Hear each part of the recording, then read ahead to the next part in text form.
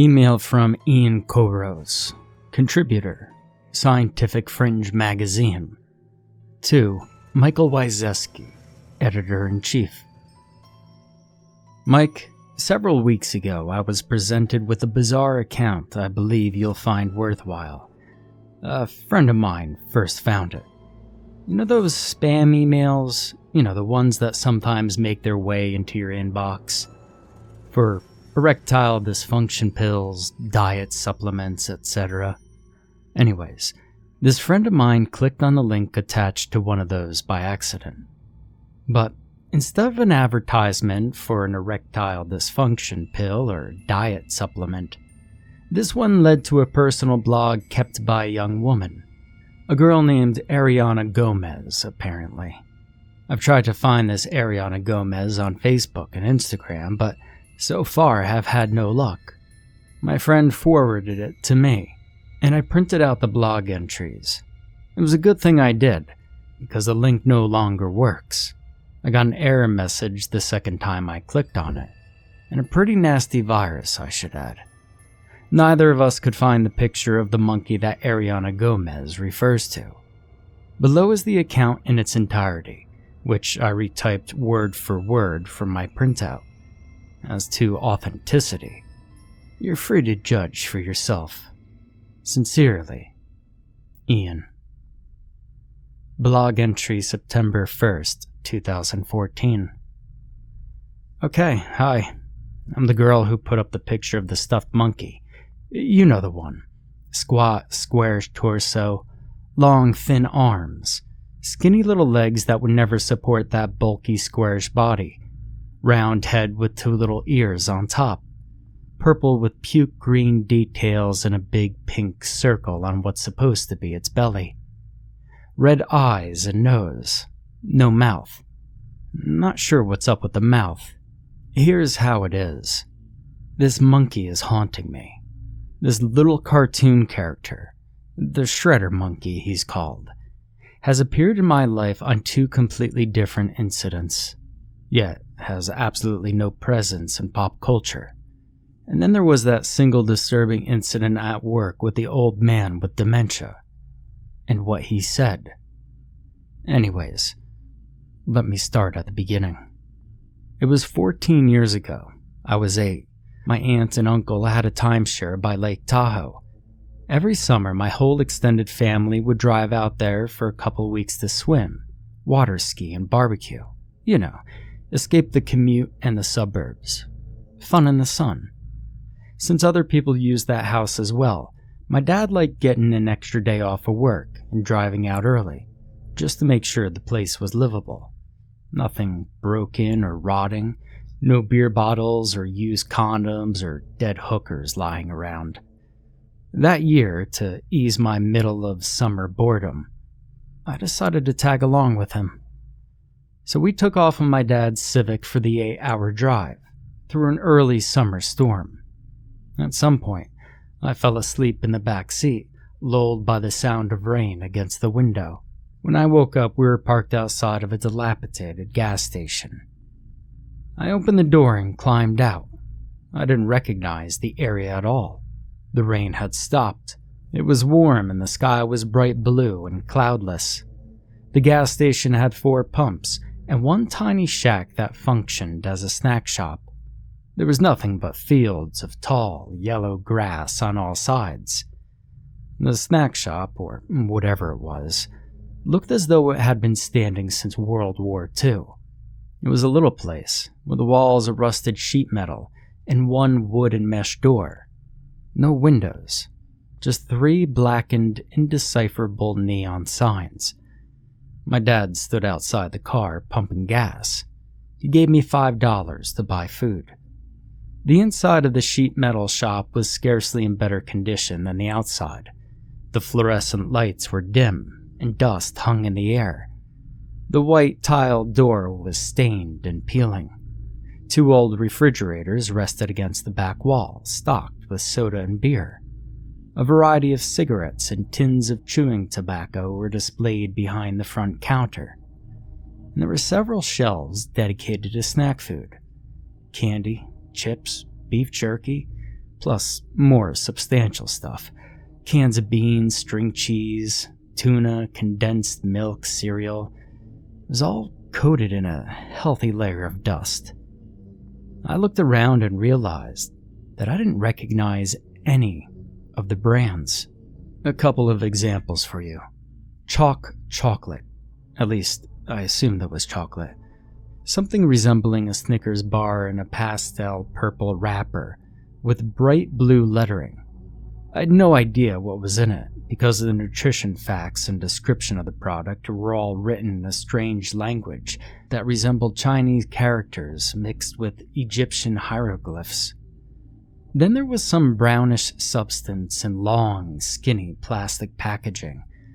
I guess you tore open one end and squeezed the contents into your mouth, sort of like a Go-Gurt. I don't know for sure, however, because the label was in another bizarre written language, though not the same one. The chalk characters featured straight lines and triangles, while this writing was squiggly. Okay, a little freaked out, I was about to leave. Then I glanced at the cereal display and noticed one box had English writing on it. Shredder Shocks. The box was yellow, and the words were red Comic Sans. Kid cereal. The picture on the front was a bowl filled with milk and what looked like shredded wheat squares and pastel marshmallows. The marshmallows were in the shape of purple monkeys. On the back were the obligatory kids' cereal box games, hosted by a large picture of a cartoon monkey in a bamboo tree? You guessed it. Purple with puke green paws and circles around its red eyes, big pink circle on its belly, square body, long arms, proportionately incorrect legs, no mouth. There was a circle-shaped maze, and telling you to help the shredder monkey find its way to the oasis at the upper right corner of the box.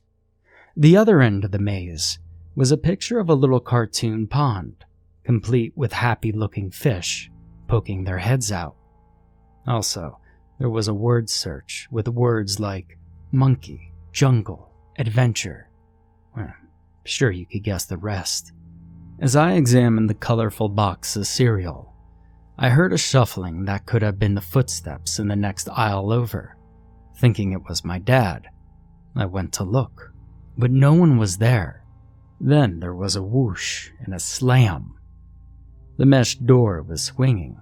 There didn't appear to be anyone behind it, and I was alone. It was weird. The wind, I guessed.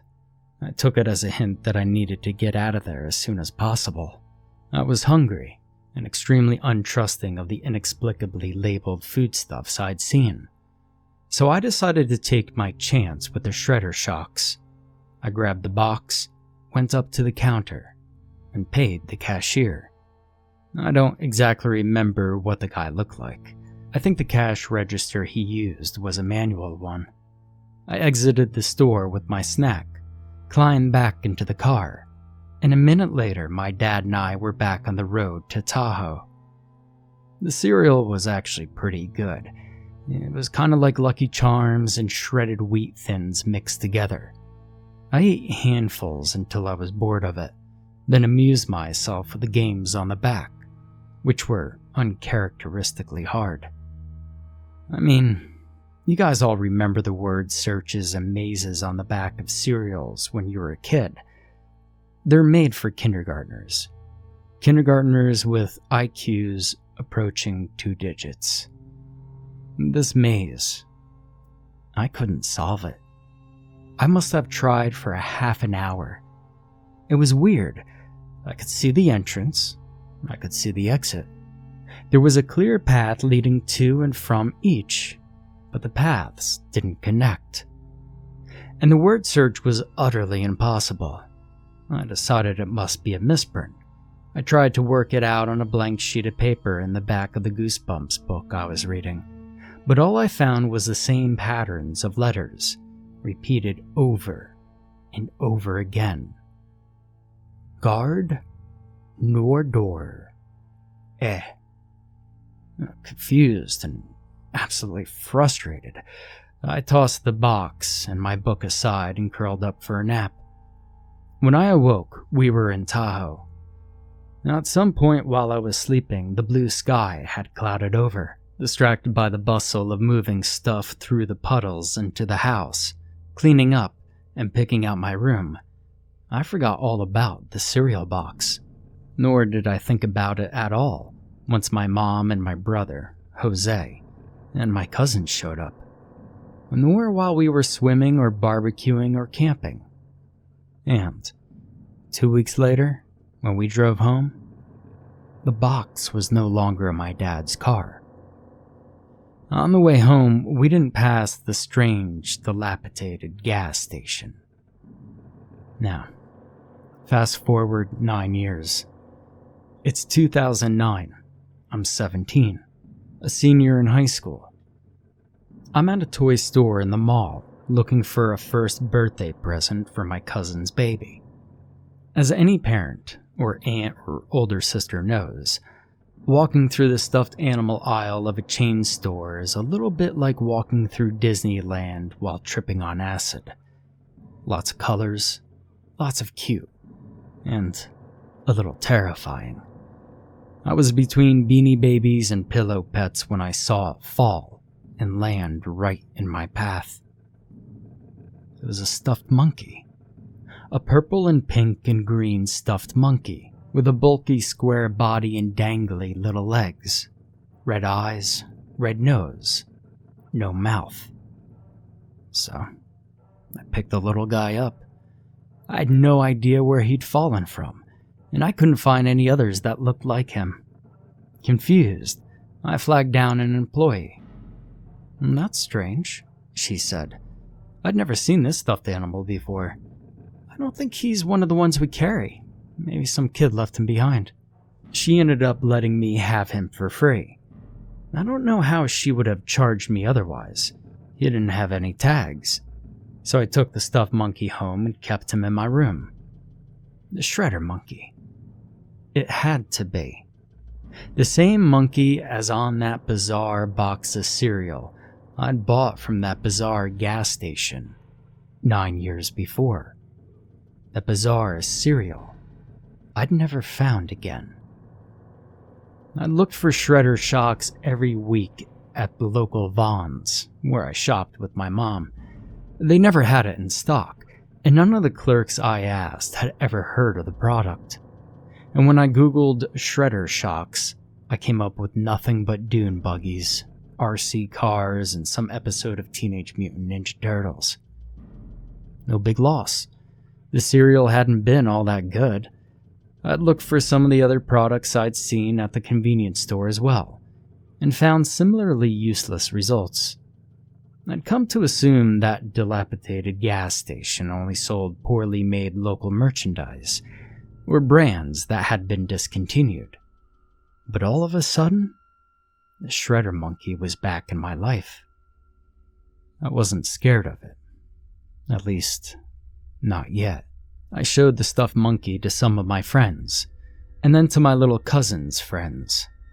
No one had ever seen a toy like it, nor witnessed any version of the shredder monkey on cereal boxes or cartoon shows, or anywhere on the internet.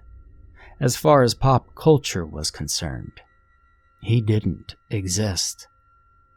Now, fast forward 5 more years, to this year, 3 days ago.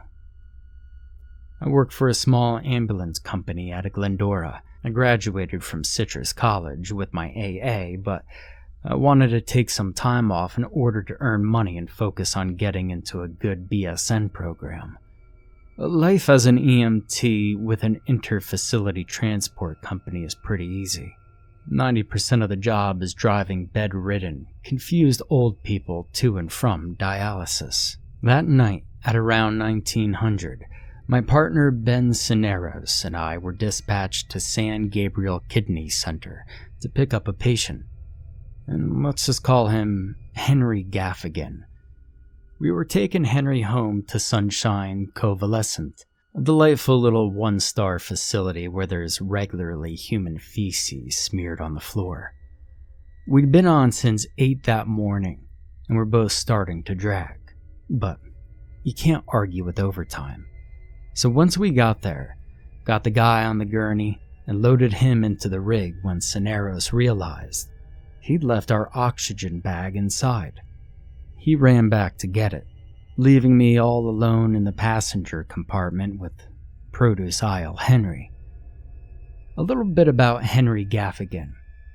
Henry's 96 years old and weighs around 90 pounds. He's got a laundry list of chronic diseases, ranging from anemia to CHF to Parkinson's disease. Mentally, he's what we call AO times 0, which means he can't tell you his name, where he is, what day of the week it is, or what's going on. Actually, he can't talk at all. Mostly he just stares at you. His atrophied legs are contracted, his right arm is contracted, and his left arm is ragdoll limp thanks to his second stroke 2 years ago. His back is so stiff, you can't even prop him up in a wheelchair. He's on continuous oxygen, and after dialysis, his blood pressure drops so low that twice we've had to call 911 from the kidney center. "Hey, Hank," I said to him cheerfully. "Gonna take your blood pressure real quick, okay?" He stared at me. I wrapped our manual blood pressure cuff around his left arm. The dialysis machine had given me a fairly healthy 112/54, but those things love reading high. I put on my stethoscope and distracted myself fiddling with the earpieces. Then I heard the whispering. New ode. I dropped the stethoscope. No way. But his lips were moving again. New odor. The utterance was a gravely whisper, drawn from atrophied vocal cords unused for God knows how long. New odor. Guard. I stared at him, mouth gaping. Henry Gaffigan was nonverbal. We'd taken him to dialysis for 3 years. He hadn't uttered a word in all of that time. "Mr. Gaffigan," I said excitedly, "can you tell me what your name is?" And then he sat up. I wouldn't even call it sitting. It's more like his body folded at the hips like a hinge. He didn't support himself with his hands, and his back didn't arch at all. He just sat straight up, like Dracula out of his coffin in the old black and white movies. The nasal cannula attached to his face grew taut, then was pulled from the house nozzle. Like a puppet's, his head twisted towards me. New odor. Guard, he roared. His voice was mechanical, metallic, like the voice your friend's voice morphs into when she yells into a steel pipe. And the scariest part was that the gibberish words didn't seem to be coming from Mr. Gaffigan's mouth, but from all around me. Down from the sky and up from the ground and right in front of my face, all at the same time. I screamed. In one desperate motion, I opened the back door and jumped out of the ambulance, stumbling as I hit the asphalt and nearly falling onto my partner. He was back with the oxygen. As I steadied myself, he frowned at me. "You okay, Gomez?" "Mr. Gaffigan, he said stuff," I panted. Did you hear that?" He gave me a strange look, then climbed into the rig to secure the oxygen bag. He stayed in there a minute, and I heard him repeating Mr. Gaffigan's name, trying to get his attention. Then he leaned out of the door. "Are you sure?" he asked suspiciously. "He looks about normal to me, but you forgot to put him on O2. Bracing myself, I climbed into the back with him. Mr. Gaffigan lay motionless on the gurney. exactly how we'd positioned him. The blood pressure cuff still dangled from his left arm. His nasal cannula hung at his side, detached. Now, I'd be lying if I said I wasn't scared shitless at this point. I let my partner tend to Henry Gaffigan while I drove to the convalescent home, and the old man didn't do anything else out of the ordinary. He was confused, silent, and quadriplegic, just like every transport before. Was I going crazy? I knew what I'd heard, what I'd seen. And those words, that gibberish, it wasn't completely unfamiliar. As soon as I got home, I wrote down phonetically the symbols Mr. Gaffigan had uttered. Chanted, screamed. It was easy. The terrifying sound was completely unforgettable. New odor. Guard. I puzzled over it. I repeated those words in my mind, then out loud, over and over again. I allowed them to blend together, gain meaning, lose all meaning. And then I got it. I still live with my parents. Convenience mostly. You see, work's close and they don't charge me rent. And my parents have a frustrating habit of keeping everything. All my elementary school projects, high school textbooks, and childhood playthings live in moldy cardboard boxes in the attic, which is where I spent that night digging through said moldy boxes, until I found the one in which my brother Jose and my old books were stacked. Bonicula, Babysitter's Club, Harry Potter, Beverly Clearly, Goosebumps. Goosebumps number 3, 15, 23, 12, 7, 36. Bingo. Goosebumps number 9. The book I'd been reading on that long drive to Tahoe, 14 years before. I pawed through the sticky pages until I found the blank one on which I'd written, Guard, Nordor, I took the book back to my bedroom, rearranged the word on a sheet of notebook paper, and compared them to the word salad Mr. Gaffigan had spouted at me. Nordor, guard. New odor, guard. What the fuck? Maybe I was going crazy, because I'm thinking a confused dialysis patient, a nearly comatose dialysis patient who doesn't know his own name, recited to me the meaningless symbols I found in a word search on the back of an obscure cereal box 14 years ago. A box containing cereal that has, apparently, never existed anywhere except for that dilapidated gas station snack shop. And that voice. That hollow, metallic voice, booming from all around me, yet inaudible to my partner, no more than 20 feet away. I looked up. My eyes rested on the stuffed animal that sat amongst old dolls and beanie babies atop of my bookcase. The squarish purple stuffed monkey with green paws and pink belly, long thin arms, skinny little legs, round head, round eyes and nose, and, even though it had no mouth, I could swear the thing was laughing at me.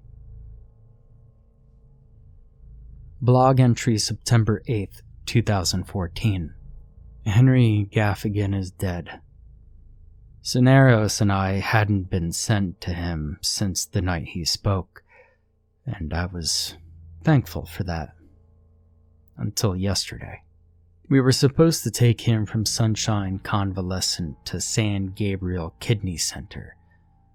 As soon as his name appeared on our pager, my blood turned to ice. I'm pretty sure I was physically shaken as we walked through the door, but we didn't even get to his room before one of the snotty, normal, inattentive nurses caught us. Mr. Gaffigan passed last night. For no apparent reason. His blood pressure just dropped. and his family had a DNR order in place. Now, normally, I wouldn't have found this revelation particularly shocking.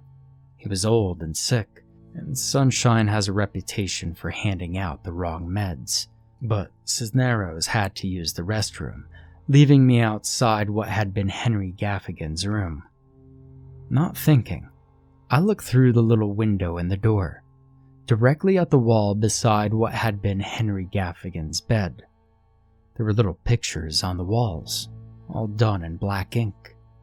I think it was the roommate, the nurse told me. Mr. Gaffigan definitely didn't have the motor skills for art.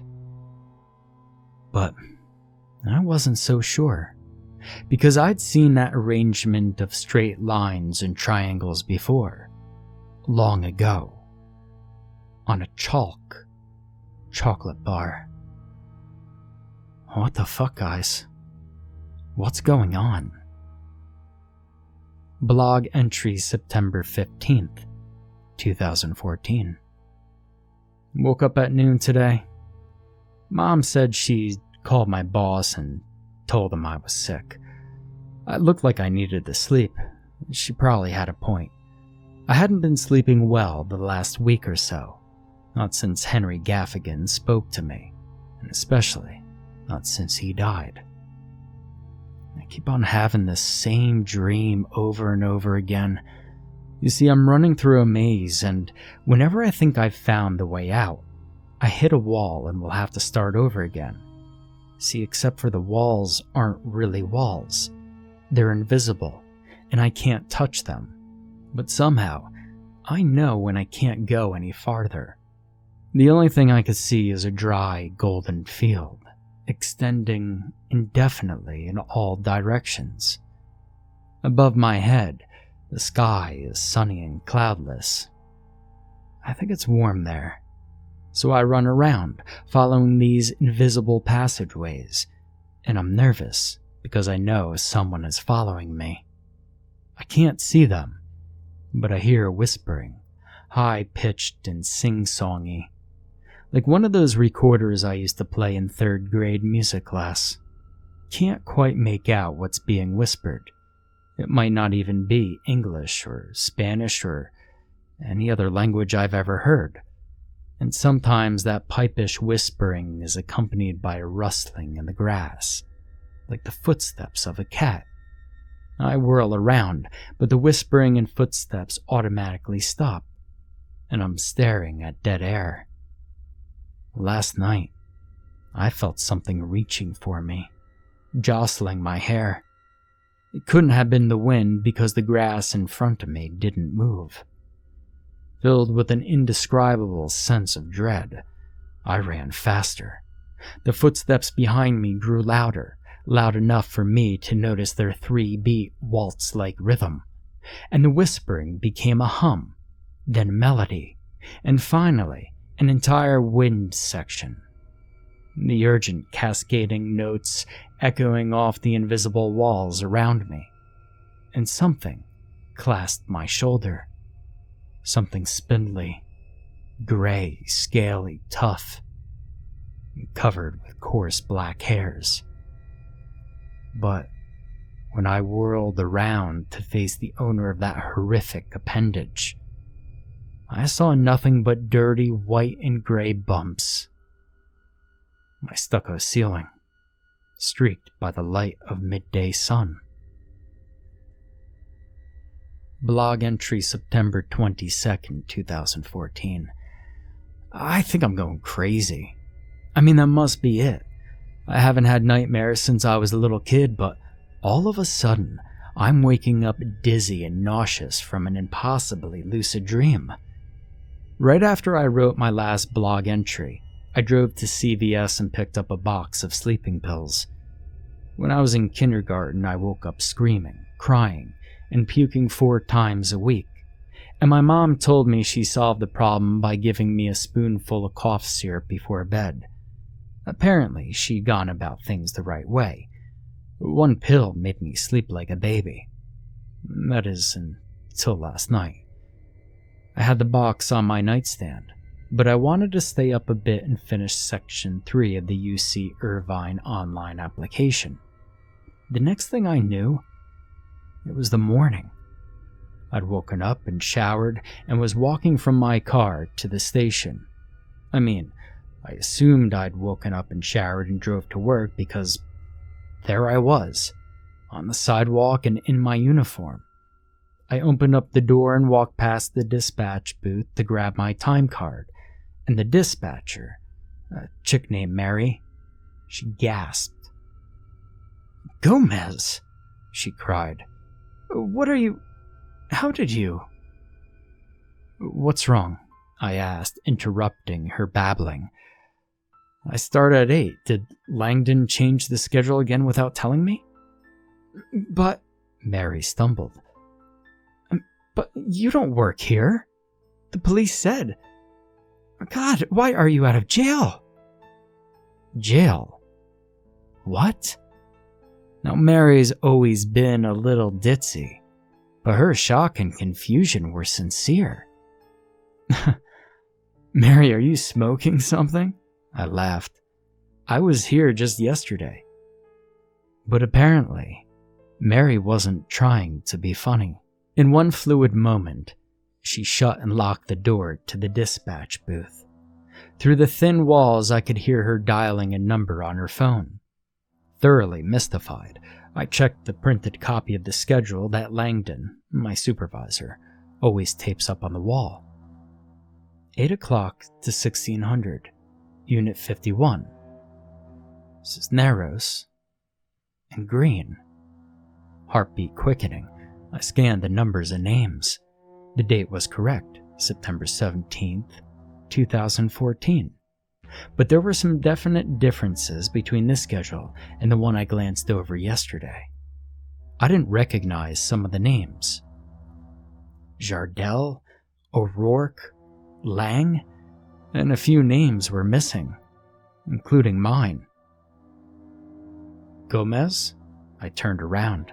Cisneros was standing behind me, except he looked different. He was sporting a neat goatee and mustache, his longish black hair pulled back in a knobby ponytail. Yesterday, he was clean-shaven with a buzz cut. Gomez. Ari, what the fuck? He, like Mary, was looking at me as though I'd sprouted another head. "Alright, what is going on here?" I demanded. My voice was trembling. "Why am I not on the schedule?" He frowned, taking a step back. "Listen, Ari, I've missed you and all, but you see, I don't think Langdon's going to give you your job back. I mean, how are you even here? The newspaper said you were going away for 8 years. 8 years? What newspaper? What the fuck is going on?" Cisneros took another step back. The front door opened and I heard heavy footsteps. Charlie Green, all 6'4" of him, stepped out into the hallway. There was a scream from the dispatch booth, and Mary came charging out, wide-eyed and hysterical. "Grab her!" she screamed to the guys. "Lock her in the office!" Before I knew what was happening, she was clasping my wrists behind my back. Cisneros froze. Green barreled towards me, shoving Cisneros out of the way. And then I was looking at the world upside down and backwards as he picked me up, swung me over his shoulder, and dropped me unceremoniously on the floor of Langdon's office. He slammed the door, and I heard the lock click. I stood up and lunged for the phone on Langdon's desk, desperate to contact my parents or Jose or my best friend or anyone else who could explain the discrepancy between the world I'd fallen asleep in and the one I'd woken up to. And then I saw a newspaper headline popping out from under a pile of billing printouts. It was an article cut out of the Los Angeles Times, dated August 20th. Former EMT sentenced to 8 years for drunk driving death. Yesterday, the article stated, Ariana Gomez, 22, of Duarte was sentenced to 8 years in prison after pleading guilty to vehicular manslaughter. It went on to describe her crime. On January 5th, 2014, at 12:45 a.m., she'd made a right turn through a red light at the intersection of Foothill and Rosemead in Pasadena, on the way to the freeway, heading home after attending a house party. She'd struck a bicyclist, Adam Yen, 20, of Arcadia, killing him instantly. Her blood alcohol level was .14, nearly twice the legal limit. I read the article twice, and then I lost my restraint, and then I screamed and screamed until my throat burned and my knees buckled, and I fell back onto Langdon's chair and missed. I fell down and down. The world spun, and then blackness, then the sound of the door opening, and Green's voice. Where the fuck did she go? And then I was staring up at stucco peaks and valleys, eyes burning. My bedside lamp was on, and my laptop was open on my pillow. I rolled over and checked the time. 6:18. 12 minutes until my alarm went off. My right arm ached and my head throbbed. I turned to the side and I puked all over the floor.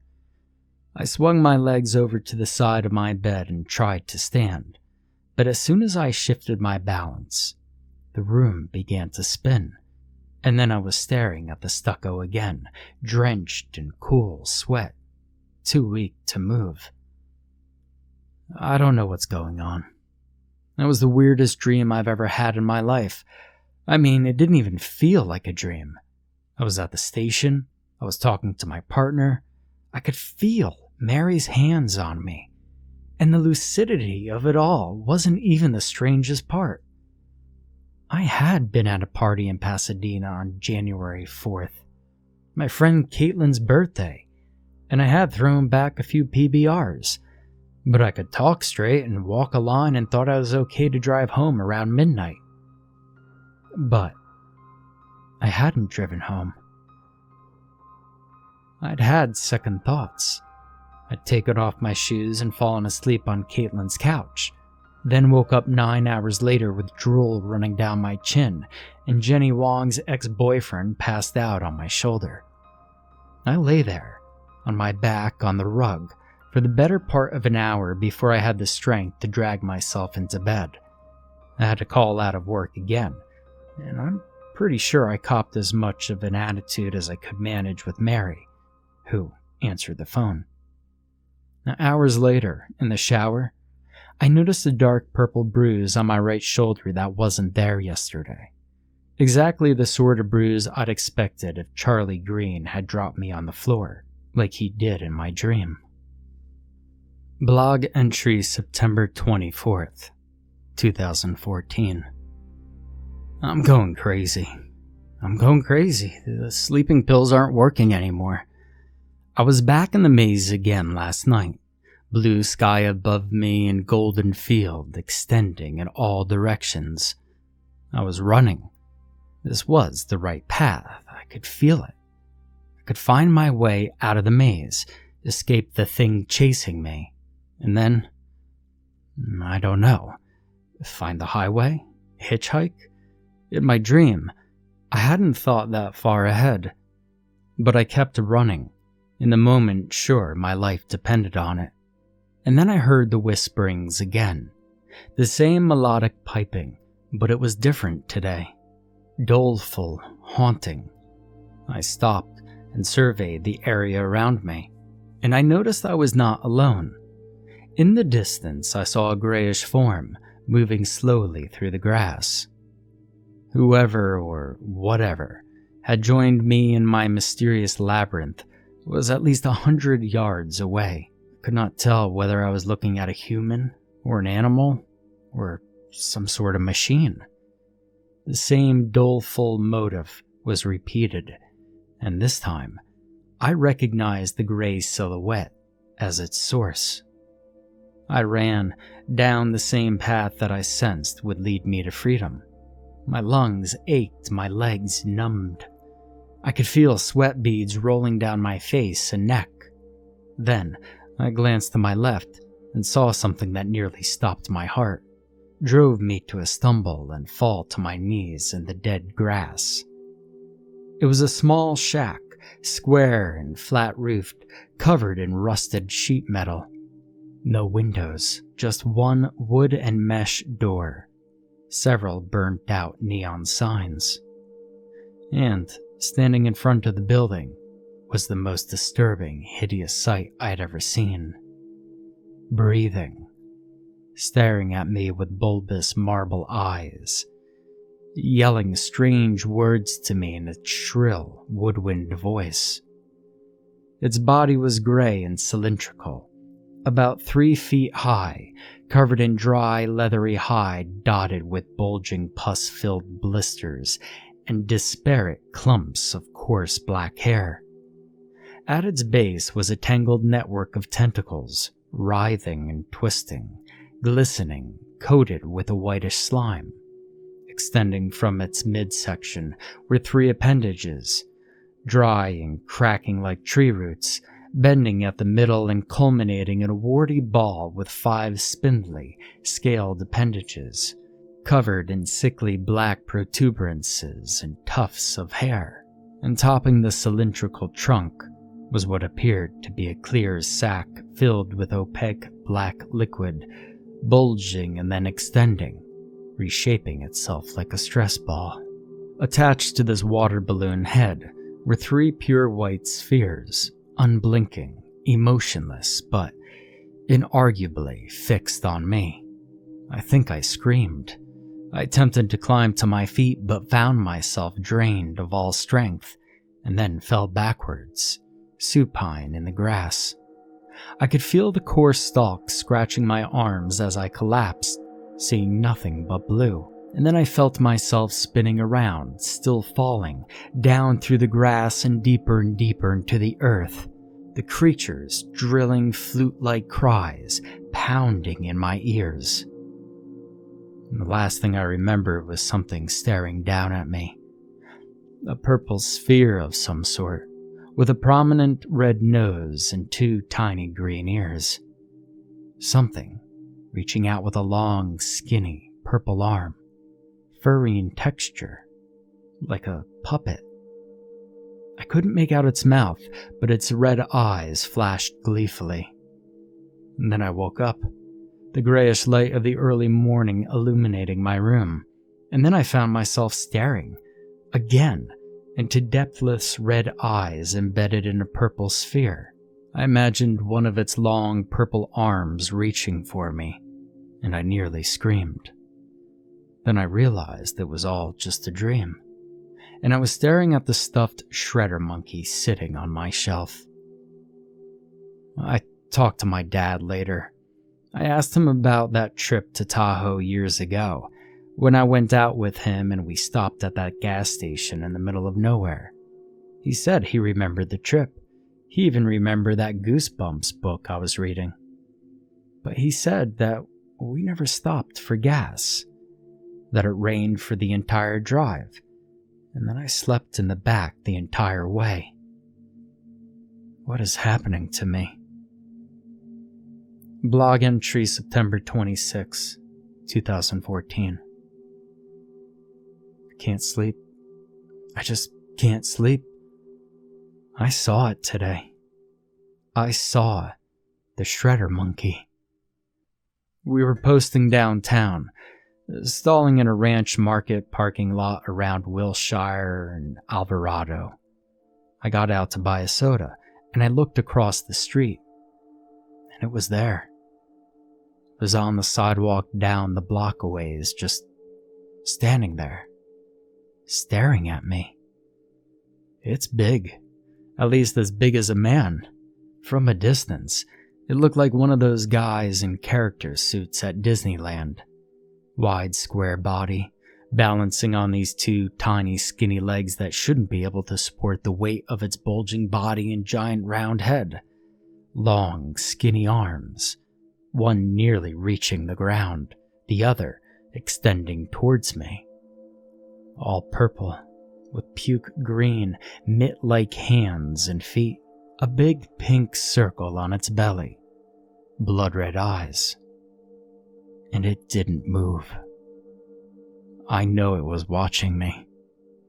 So I opened the door and screamed at Cisneros to look over there. But the thing was gone. I jumped out of the ambulance and ran down the block to the spot I'd seen the giant monkey, between a lamppost and a rundown office offering payday loans. Nothing. Not so much as a purple hair. Cisneros gave me this half-pitying, half-mocking face he'd been throwing my way all week. I didn't tell him about my dream, but he knows something's up. He keeps asking me if everything's okay at home. Apparently, Charlie Green says I have bitch eyes now. I'm scared. See, I keep telling myself it's just my imagination, that it's the lack of sleep and the stress from work and applying to school getting to me. All mixed together and combined with that stuffed monkey on my shelf, staring down at me while I sleep. So I took the thing, and I threw it in the attic. Maybe that'll help. But even so, see, it doesn't change what I saw. I saw the monkey. Just like I heard Henry Gaffigan speak that day, like I saw those markings on the wall, felt Mary's hands grasping my wrists, and the pain shooting from my shoulders to my fingertips when Green dropped me. And maybe I could rationalize and explain it away if it weren't for the bruise on my shoulder, and the scratches on my arms, and the maddening memory of that sheet metal shack, and that gray, scaly. I can't sleep. I can't see that thing again. I can't be in that maze. Pills aren't working anymore. Quite honestly, I'm scared. Help me. Blog entry September 28th, 2014. I am feeling just a little bit better today. I slept until 2 in the afternoon yesterday. Then I stayed in my room and watched Breaking Bad on Netflix until I fell asleep again. So now it's Sunday morning, and I'm looking at the world with a clear head, which is a bit ironic, because the dream I had on Friday night was anything but sanity confirming. I was in the maze again. You know the drill.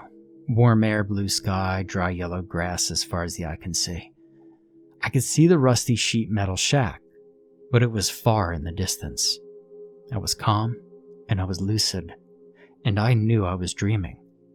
I had to take a psychology class at Citrus, and we talked about how some people are capable of controlling their own subconscious thoughts. This place, this maze, was all a construct of my own imagination. Then something spindly and gray grasped my shoulder and spun me around. I was face to face with a monster.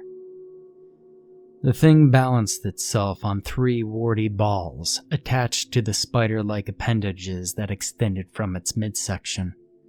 Its cylindrical body extended lengthwise and tilted so the stress ball blob was near the ground and the tentacles hung from its tail end like hair, dripping slime. Its 3 spherical eyes betrayed neither emotion nor intention. "Greetings," the thing said. "What are you called?" Its voice was pleasant but mindless, reminiscent of the automated recordings that read you back your account number when you call the bank. I then noticed that the monster had acquired a new accessory, what appeared to be a fuzzy gray scarf wrapped around the intersection of its pipe-shaped body and jello-filled head. And then I realized the thing had spoken to me in English. What the? Who are you? And what do you want? "Do not be afraid," the robot voice chirped. "I'm here to advise you. Forgive the curtness of my communication. My body cannot produce your language. The filter I am forced to adorn may be unfamiliar to your species." I guess the filter was the fuzzy scarf. Okay, I responded. "So, what's your name?" It whistled something that sounded like Fifi. "Okay, Fifi," I said cautiously. "What's your advice?"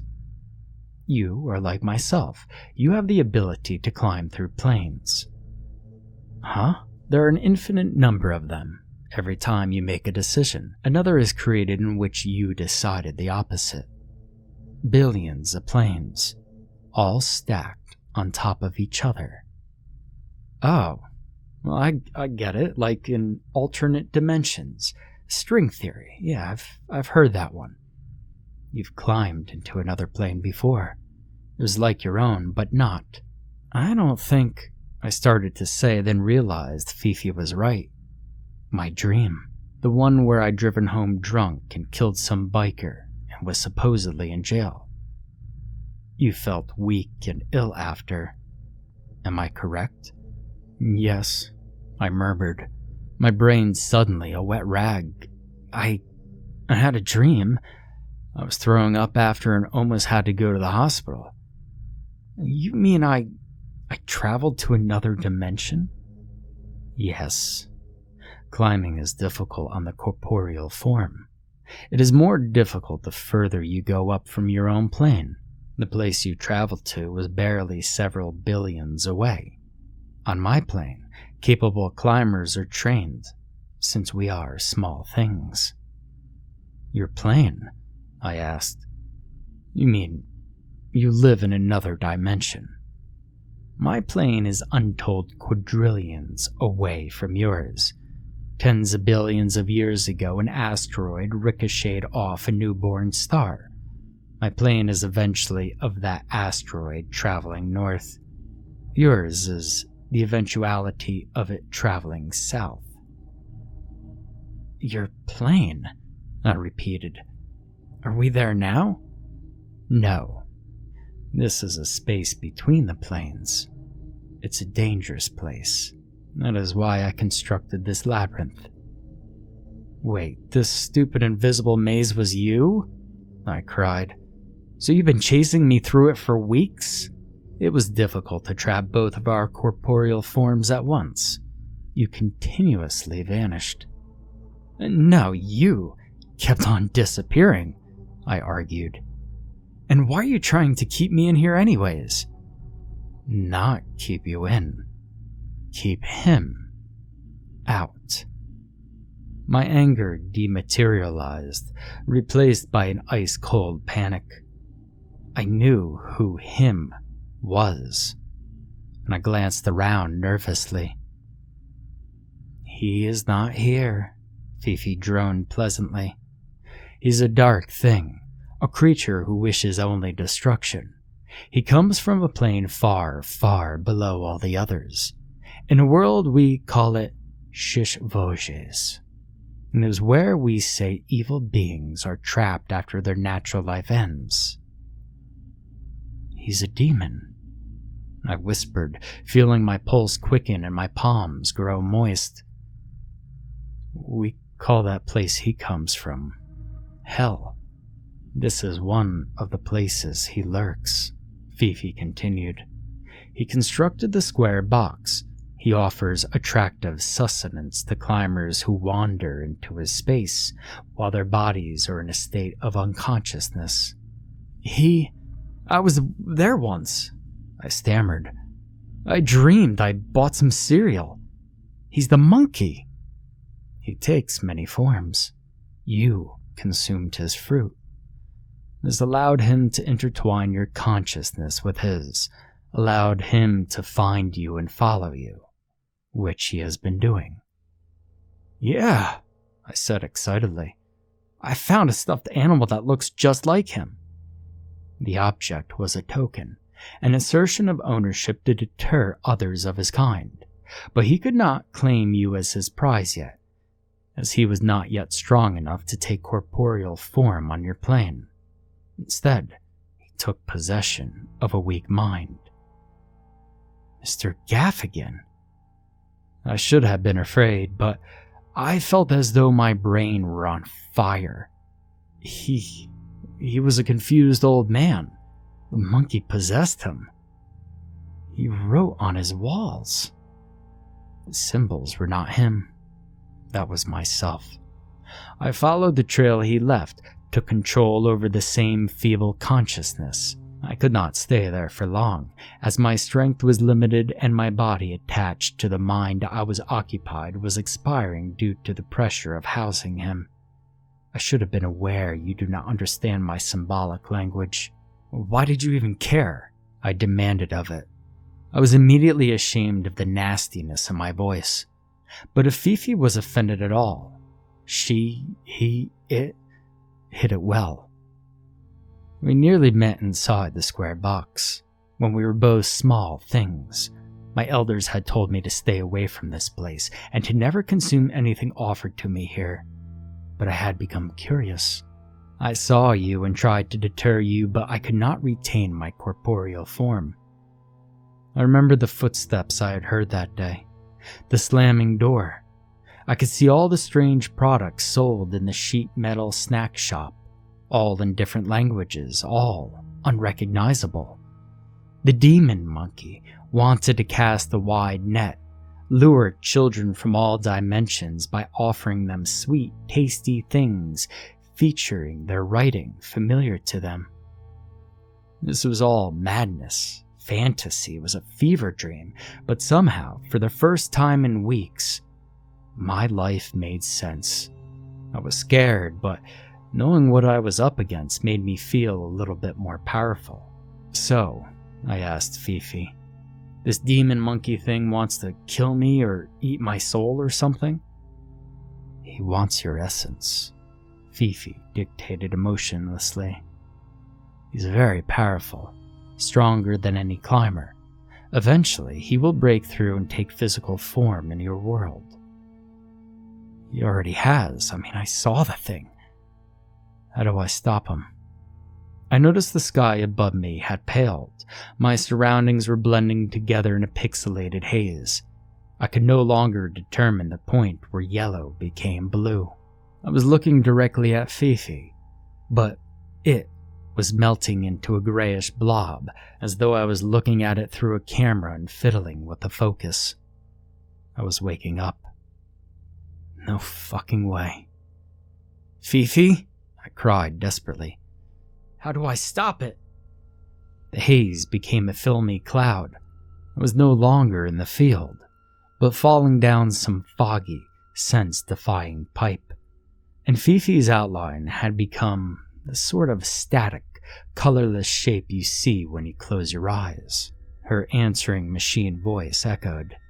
And then I was staring at stucco, and light was streaming in through the blinds and my alarm clock was wailing. Last night, I didn't dream. I'm glad I decided to keep this blog. I'm sure I'd gone crazy if I didn't have some outlet to organize my thoughts. And now, if I can't chase down Fifi again, I got to learn how to exorcise the demon shredder monkey all by myself. And yeah, I'm aware of just how Harry Potter fan fiction that last sentence sounded. Maybe I'm actually going crazy. But given the choice between looking like a nut job and getting eaten by that purple thing, well, I'll take crazy any day. Blog entry September 30th, 2014. I started wearing a crucifix around my neck yesterday, and there's a Bible at the bottom of my backpack I take to work. I'm not sure whether or not the shredder monkey is scared of religious iconography, but it's worth a shot. And I saw him again. We're waiting outside of MacArthur dialysis at around 5, waiting for a patient to finish clotting. I was in the ambulance alone. Cisneros had gone inside to use the restroom. The rig was idling, the radio was on, and for some reason, I felt eyes on me. I looked behind me, through the back window. His purple and plush face was pressed against the window. It was the closest I'd ever seen the thing, and I was made aware of little details I had rather remained ignorant to. His purple fur was not monochromatic, like that of the stuffed monkey I tossed into the attic. It was matted, dirty, caked with grime. His red nose was comparable to a dog's snout, leathery, warded, and dripping greenish mucus, and his fiery eyes were neither plastic beads nor emotionless spheres like Fifi's. I could make out whitish rings, black pupils staring at me, alight with twisted mirth. He was enjoying this. I stared back, too terrified to scream.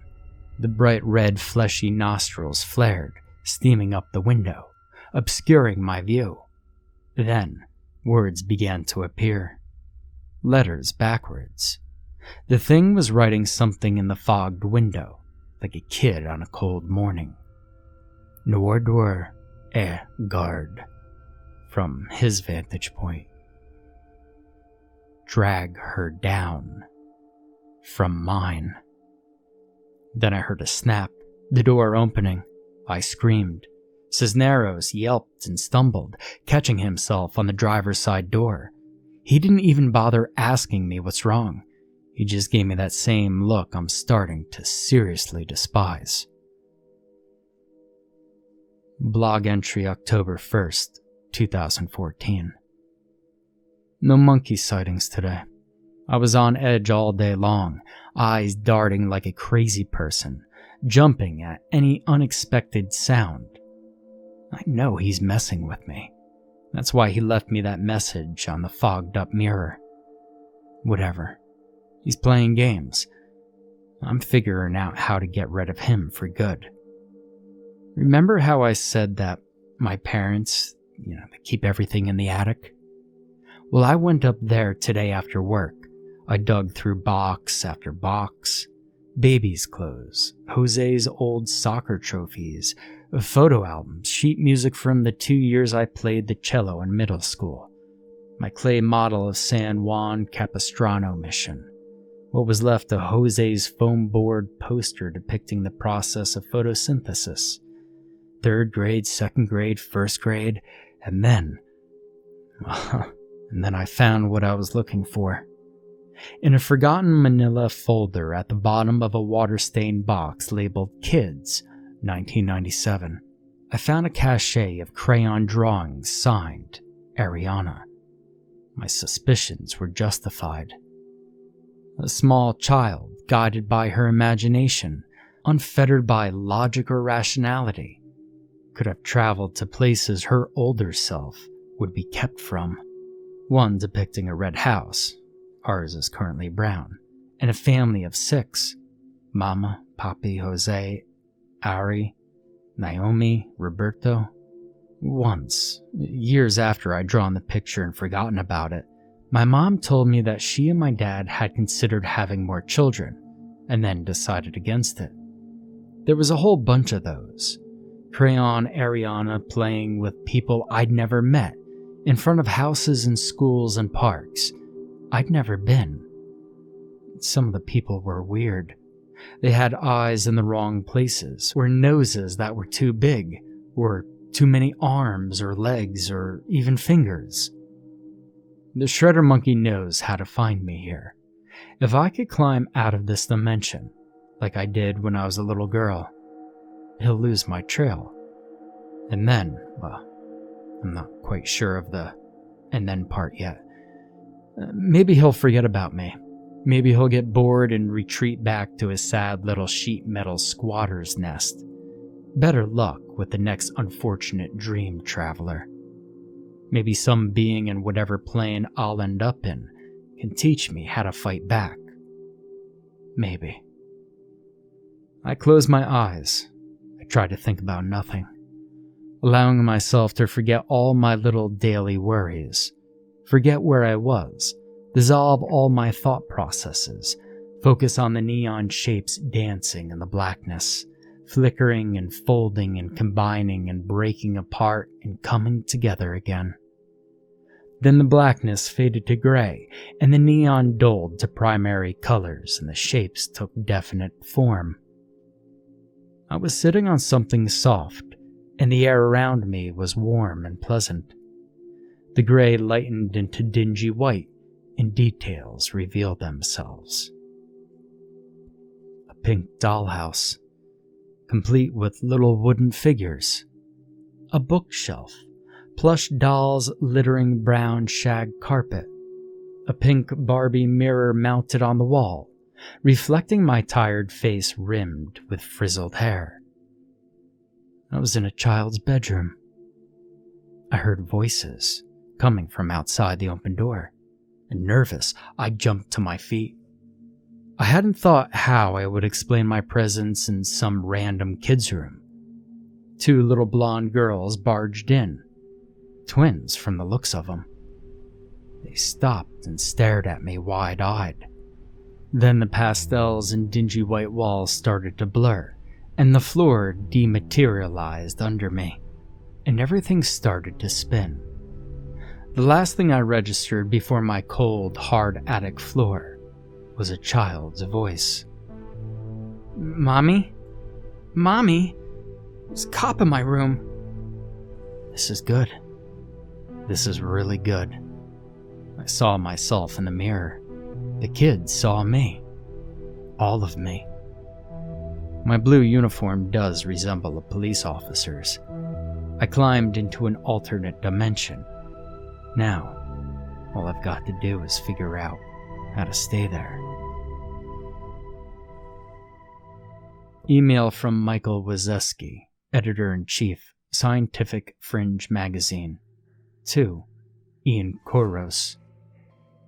Ian, thank you so much for this fascinating piece of work. I hope you don't mind that I took the liberty of doing a bit more research, trying to find out who this Ariana Gomez is, and how her blog ended up attached to a spam email. As you know, there have been isolated incidents of travelers claiming to be from alternate dimensions, but most have been proven false. And after my extended attempts to contact the young woman responsible for this blog, I was ready to declare your account the same. I contacted Citrus College in Glendora, and they kindly allowed me to look over their enrollment records for the past 10 years. In that time period, 12 women with the name Ariana Gomez attended the school. Via social media, I was able to open a dialogue with all 12. All denied any association with the blog. None had ever worked as an EMT. Then I searched for a young man with the surname Cisneros. This was more fruitful. I found the Facebook page belonging to a Benjamin Cisneros, age 23, employed as an EMT with a small ambulance company. He was cooperative, and even met with me once in Pasadena. He has spiked hair and a mustache. Cisneros was able to corroborate much of her story. He does work with the dispatcher named Mary and a lanky teenager, Charlie Green. The name Henry Gaffigan was unfamiliar to him. However, he transports a patient with similar symptoms, though this man is still alive. But he'd never known a girl named Ariana Gomez. I let him look over a hard copy of the blog entries you sent me. He was visibly spooked. In his words, "This is really creepy. I mean, I have no idea who this chick is, but reading that stuff, what she wrote, I almost feel like I remember some of it. Kind of like a deja vu. I imagine a face, hear a woman scream. But it's impossible, you see. None of it ever happened." Then, 2 days ago, a friend of a friend's sister found this posted on a Persian cat enthusiast discussion board. Since everyone who knows me knows I can't resist an internet mystery, it ended up in my hands. This is Ariana Gomez. Can you see this, please? Please? The shredder monkey got me and I tried to climb again, same as before. But the colors behind my eyes formed his face, and then he was right there in front of me. His face split open and became a mouth, and all that there was a dark hole, and I fell down the hole, and when I woke up, I was gone, and no one could see me, and I didn't have a reflection, and I'm not in any of the pictures in my house. Just my mom and dad and Jose, and all my stuff is gone from the house.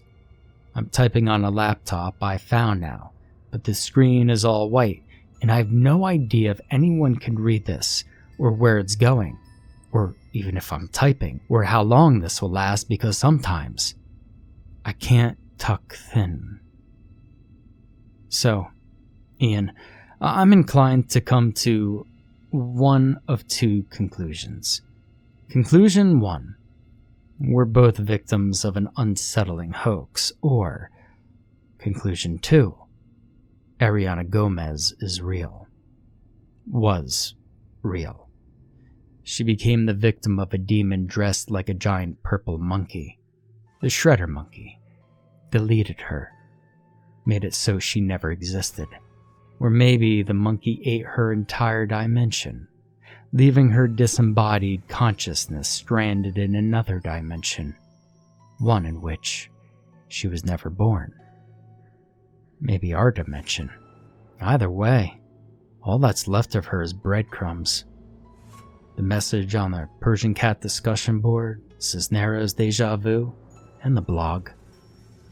Oh, and speaking of her blog, can you email me the text again?